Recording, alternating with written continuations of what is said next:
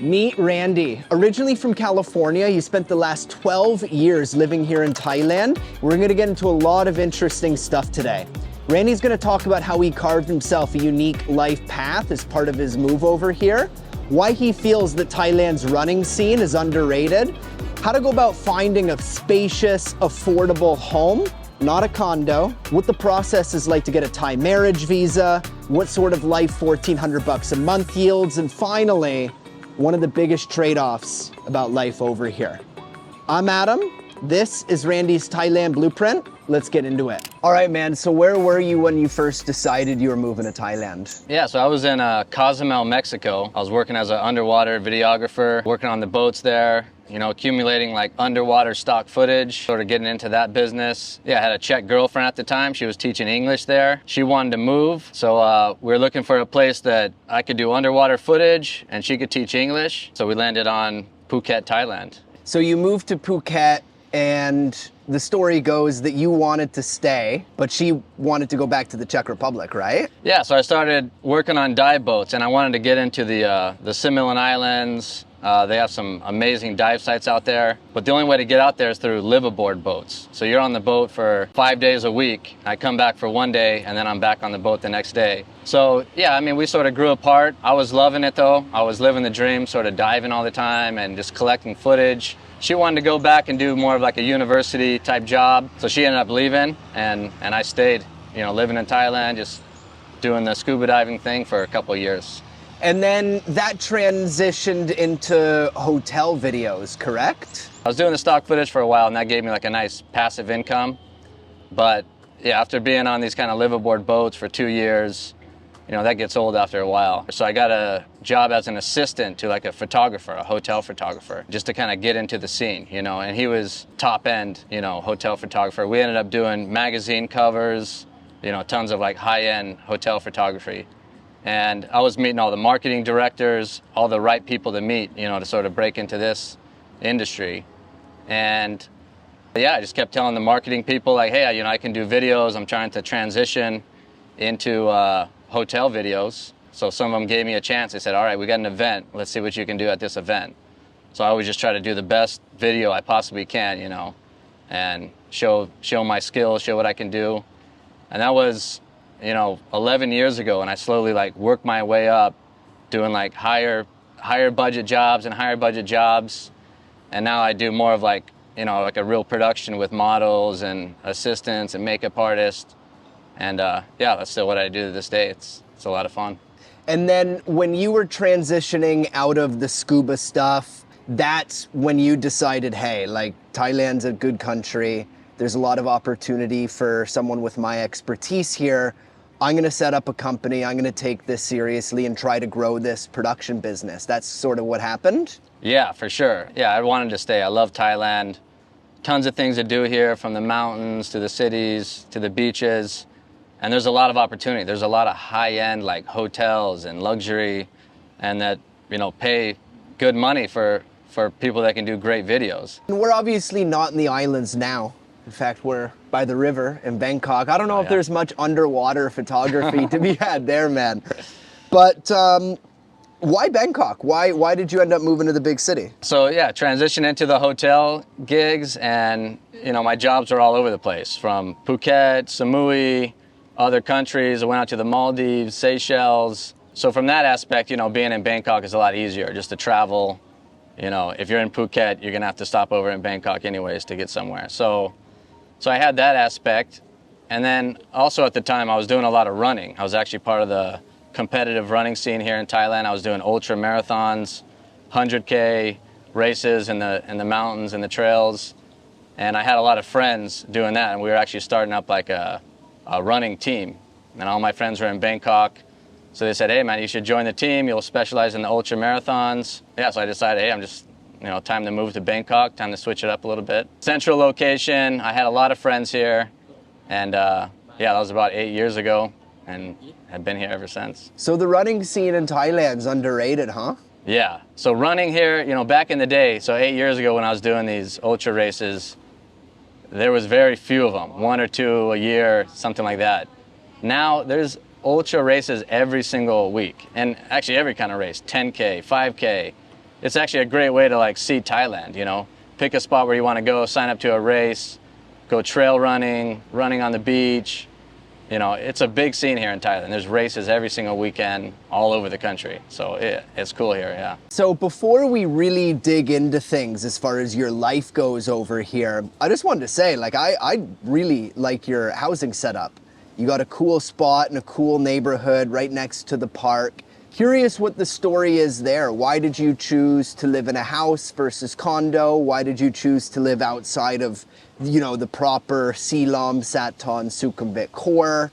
Yeah, curious if you can share there. Me and my wife ended up with 2 dogs and needed a bigger place. You know, I got a lot of filming equipment, lights and all this stuff. So I was in a little condo before. So yeah, we looked for a bigger place. It's a little bit hard in Bangkok to find big places. So that are reasonably priced. So we found this one, 21,000 baht a month. The trade-off is that it's old. You know, it's an older building. So that's the trade-off, but you know, it's cheap, it's big. It's about 320 square meters, 3 bedroom, 3 bathroom, plenty of rooms for the little dogs to run around. It's right next to Chatuchak Park, Rotphai Park. So yeah, I just run straight from my house, straight to those parks. And yeah, it's been great. And what do utilities run you in a place that big? It's all about how much you use the air cons and how big of a space you're trying to cool down. So we don't even have an air con downstairs, only upstairs in the bedroom. And we'll just run that at night. And so our electricity is about 2,000 baht a month, sometimes less. But yeah, I got friends that they have big condos and they're running multiple air cons all day long. And they're spending, 15,000, 18,000 baht. My friend just said he paid for his condo. So yeah, it's all about that air con, how much you're using it. And yeah, so for us, we just use fans. God, your friend must have a massive condo that he keeps at like 17 degrees, man. Yeah. That's ridiculous. Oh, that's exactly 18,000 baht. When I go to his house, it's ice cold in there. You know, he's got a big condo. He has kids, 3 bedrooms. And yeah, they're keeping it ice cold at all times. Crazy. And then how do you find a place like that? What would be your recommendations? Yeah, so I found this one, it's 5 years ago on Craigslist. But I think these days Craigslist is not used as much anymore. Now there's tons of like Facebook groups, houses for rent, condos for rent. So I still follow a lot of those groups. It's nice to see the real estate scene here, Yeah, there's constant stuff popping up. I think those Facebook groups are a good way. And if you can find a Thai friend that will look into the ones that are in Thai language, you might get some better deals. If they're writing it in English, they're obviously catering more to the Western crowd, so. For sure. Yeah. Yeah, you guys are definitely living more of a Thai style life, I would say, which I think is super cool. Can you talk about why you decided to go that direction? I've been traveling since I was 18. I love diving into cultures and rather than just doing the touristy things, like really kind of diving in and learning about, the local style. And Thai people, I love the lifestyle over here. It's like I always think about it as, Thai people make things work with whatever they have. Like an example of that would be, you see a guy with a motorcycle and he'll build an entire shop around his motorcycle, hanging things for sale. To me, that's a lot of fun. The guys driving by in their trucks with all the fruit in the back trying to sell. That's a lot of fun, kind of diving into that lifestyle. And yeah, I kind of enjoy that. I think there's a great life to be had here outside of the core, outside of kind of these tourist or foreigner bubbles rather. And it's just unique, if you're living in Thailand, you probably don't want to be in like a tourist street or a tourist area, where everything kind of feels like your home country for much longer than maybe your first couple of years. So I totally get what you're saying and why you choose to live in a house and, have the motorbike and just, I guess, dive a bit deeper into Thai life than some others would. That's cool, man. You'd mentioned you're married? Yeah. So I'd imagine, are on a marriage visa, correct? Yeah, I'm on the marriage visa now for about 3 years now. So what's that process like, getting that? What are the financial requirements? What's the general timeline? What does that whole world look like? Yeah, so the first time you get it, it's a little bit harder, and then it gets easier as you just renew it. But the main thing is you need 400,000 baht in your Thai bank account for 2 months. And sometimes they want to see that you've transferred that money from abroad. I think the first time I got it, they wanted to see that. So you got to have that 400,000 baht in your bank account for 2 months, and then a lot of, documents about your house, where you live, even photos of you and your wife in the house. They find that really important. I had to go back and reshoot photos because they were really specific about every single room to take a photo of me and her in the house, and then with the address sign and the whole bit. Yeah, we come in with that. They're going to say come back in 3 weeks and keep that 400,000 in there, so it ends up being about 3 months you got to keep it in there. And once you have all your documents in place, then it's fairly straightforward. Come back and they give you that year visa, and then you renew it every year with those same documents. Is there an application fee associated with that, or no? Yeah, but I think there is. I think it's just 1,900 baht, Okay. Something fairly small. So. Yeah, understood. So previously, you were living here with the non-B visa, with the work permit from that company you had set up. Yeah. For the production stuff. Yeah. And then, you got married, met your wife, got married, and over the past few years, you've switched over to the marriage visa. Yeah. So that marriage visa, it's a lot simpler. It's easier to renew, and it actually makes some of the requirements for the work permit or setting up a company less. So it makes it easier to set up a company and stuff. So yeah, overall, it's just an easier visa to have. Cool. And then on top of your video production business, you also told me the other day that you and your wife export like these high quality handmade wooden bowls from Thailand overseas. I came across this kava club, these guys that drink kava, and there's this specific bowl they use to drink kava. Let me interrupt here. What is kava? Oh yeah, so kava is a drink from the South Pacific. It's like instead of drinking beer, they drink kava, and they sit around this unique bowl and just share kava and drink kava and talk, socialize. So this bowl is actually hard to come by these days. So we had the idea to start making them here in Thailand. There's a lot of kava bars popping up in the States, and they're not using the traditional Tanoa, it's called. So we decided, hey, if we make those bowls and offer it to those kava bars, maybe they can do it more the traditional style. And yeah, so it's fairly easy getting that made in Thailand, finding a wood shop, showing them the design I wanted, and just getting them made, and exporting them to America's pretty easy. The wood shop helps me out a lot with fumigation certificates and all the export documents you need.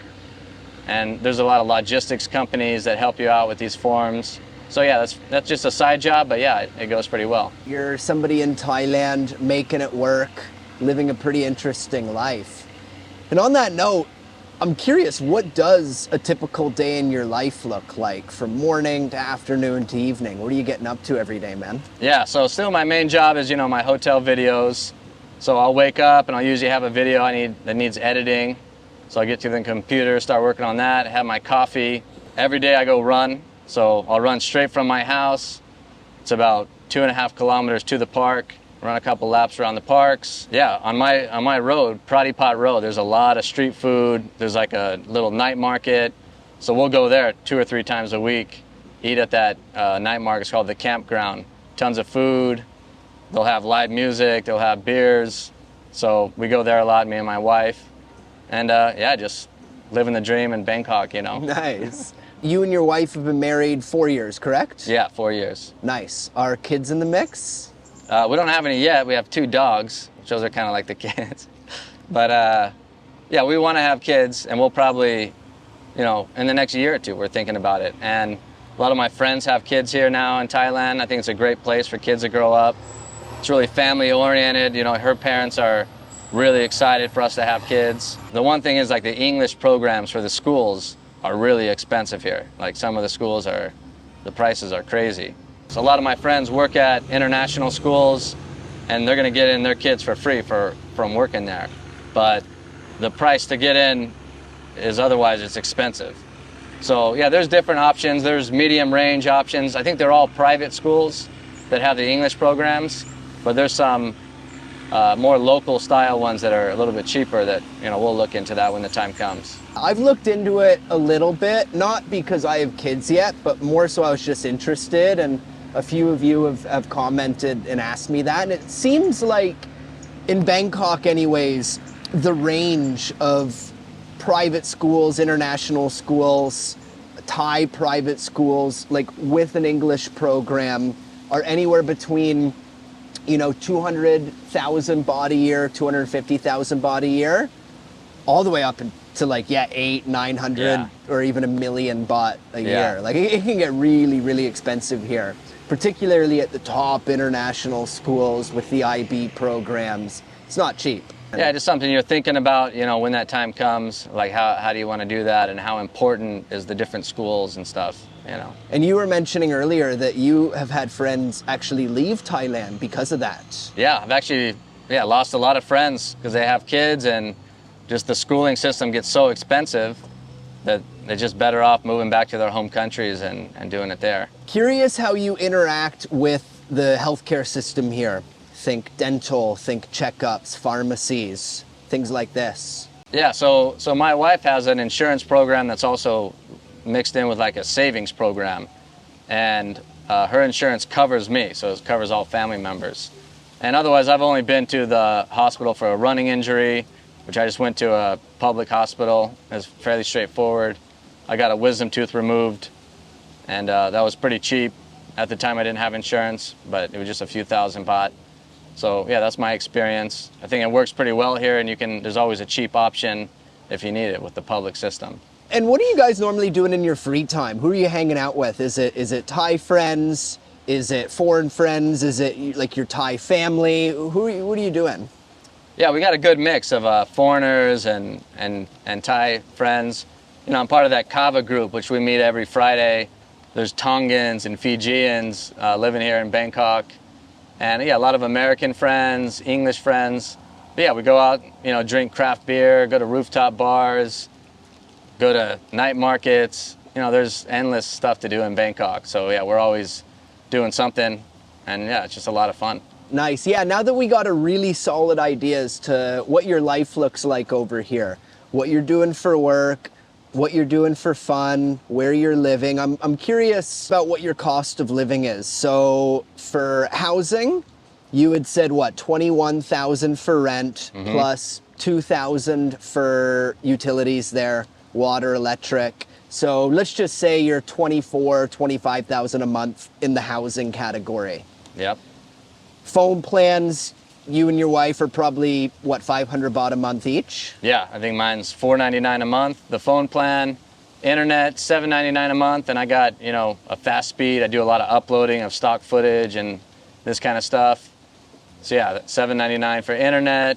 I do these Netflix and HBO. Those are all really cheap over here too. Yeah. A lot of them come wrapped in with your phone plan. Yeah. An additional 150 baht a month for HBO or something like that. Yeah, so all in all, I can keep it around 30,000 baht for housing, internet, all that stuff, and then just food and entertainment would be additional. And what would that be, food and entertainment? Yeah, so hey, I work freelance, so jobs are up and down, and sometimes, you don't get a big job for a while. Sometimes you got to buy new equipment, so yeah, that'll fluctuate, and I can keep it really cheap, eating Thai food, which I love, going to the night markets, I don't know, 10, 15,000 baht a month. Or if I have good months, sky's the limit. Yeah. Traveling, who knows, yeah. Yeah, gotcha. So all in all, you're in and around 45, 50,000 a month, you figure, on a regular month. Maybe a bit more, maybe a bit less, but that's a fair range. Yeah, I'd say, 40, 50,000 is about what I need to live my lifestyle, yeah. That covers your basic necessities. That covers a quality of life at a baseline that you're happy with. Exactly, yeah. And then one thing that you've left out is the fact that I think you're making some of the most unique Thailand-centric videos that I've ever seen on the platform. Talking day in the life of a Thai fisherman, day in the life of Bua Cow. You did one where it was all about the life of like a Thai rancher on Got Yao Yai down near Phuket. Like, what prompted you to start that? And then how do you find all these interesting people, man? Yeah, so this idea of a day in the life, YouTube channel, I've been thinking about for a long time. I've been doing these hotels for maybe 10 years now. And the last job I was at, or one of the last jobs I was at on Koh Yao Yai, Anantara was building a new resort there, and they wanted me to do a destination video of the whole island of Koh Yao Yai. So my first, trip going down there just to check out the island, at first it didn't seem like there was much on the island. I drove around, I called the marketing guy, I said, man, you got any tips of like, what should I be looking for? Like what goes on at this island? And he was laughing, he said, I don't know, there's not much on that island. So I spent a week there, 10 days, just digging in. Like what do these people do on this island? What's unique about this island? And I mean, that opened up my world, meeting that fisherman that I ended up doing the video with. This is an old culture that they live like people lived 100 years ago. Just fishing and eating the food that they catch, growing their own food. So I had that idea of just filming, day in the life of different people, starting in Thailand and maybe international eventually. Then I was working with Bare Knuckle Fight Club, filming Buakaw and Sanchai. Yeah, so I called my buddy Brian, who speaks fluent Thai, and I said, hey, I need your help. I'm going to film Buakaw, Sanchai. And first one we did Sanchai. Just the nicest guy ever. Into his house, learning his whole history of how he got into Muay Thai, growing up, and just becoming one of the legends of the whole sport. And they're just living the day in the life with him. We went with his whole family out to eat. So it was a great start. And then we went to Koh Yao Yai, filmed with that fisherman. We've done Day in the Life of a Monk, Day in the Life of a Musang at the Vegetarian Festival, which are the guys that actually participate in that festival, which was crazy. Yeah, I think what makes it extremely unique in this Thailand video making space is that you're telling these stories that are not usually told. And that's exactly what you would describe. Like what is the day in the life of a Thai fisherman? Yeah. These are the people that put food on the table for literally tens of millions of people all over this country. What is their life like? Like, it's really interesting what you're doing and how deep you get and the information you get. And yeah, just the way you tell those stories, man. I really like it. And I respect it a lot, what you're doing there. And I think it's one of the coolest channels I've seen come out of Thailand. So yeah, thank you. Now, on a bit of a different note, right before we wrap up here, is there anything you dislike about Thailand? You've been here for 12 years. You've seen the good, the bad. Thailand's an amazing place, but it's definitely not perfect. Anything you dislike about it? There's a trade-off to everything. So, one thing, I like the sabai culture, It's like chill, relaxed, everything's okay, don't worry about it. But then there's definitely the flip side of that. When you got something serious going on and you're trying to get something done, then that sabai culture is kind of annoying sometimes. But so you got to just understand those two sides and understand what Thailand is, what it has to offer, and everything has its trade-offs, But for me, I love the sabai culture. I understand it, and I know the negatives, so I enjoy Thailand, And then, of course, the pollution is something that gets on my nerves with the burning and all that, but, you just deal with it. That's only a few months a year usually, so, yeah. All right, man. Well, thank you very much for doing this, sharing your perspectives. I really appreciate it. It's been great getting to know you here today. Yeah, great to meet you too. Cheers, man. All right, there you have it, Randy's Thailand Blueprint. If you're interested in watching another video, just click up there. Had a great chat with my friend Peter. He's an Australian that lives down in the Bangkok suburbs and gives some great insight as to what life is like down there. And if you're considering relocating to Thailand or even traveling to Thailand, a couple weeks, a month, whatever it may be, learning Thai is going to be a big part of what makes your experience that much more enjoyable. So just click up there to learn more about the Thai Language Challenge, the program that I'm a part of, the program that I'm currently taking as part of my Thai language journey. So just click there for that. All right, thanks for watching. Cheers.